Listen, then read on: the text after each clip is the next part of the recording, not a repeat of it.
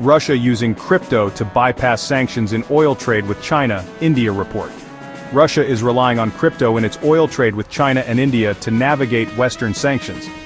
While traditional currencies like the Chinese yuan and Indian rupee remain dominant, digital assets such as Bitcoin, Ethereum, and the stablecoin Tether are being used to facilitate conversions into Russian rubles, sources told Reuters.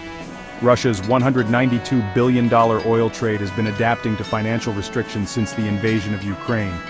Last year, the country passed a law permitting digital currency payments for international trade, but its use in the oil sector had not been previously reported. Crypto payments help streamline transactions and mitigate delays caused by sanctions.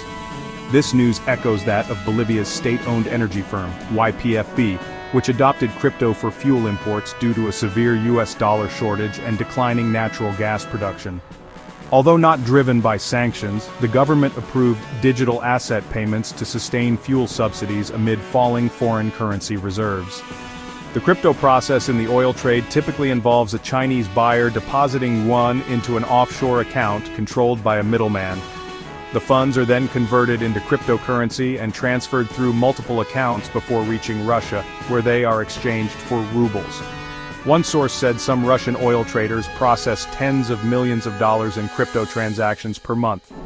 Despite the increased use of digital assets, traditional methods still dominate Russia's oil transactions, with alternatives including payments in UAE dirhams. However, crypto is expected to remain a useful tool for Russian oil traders, even if US sanctions are eased. The US and EU have taken steps to curb Russia's crypto-related financial channels.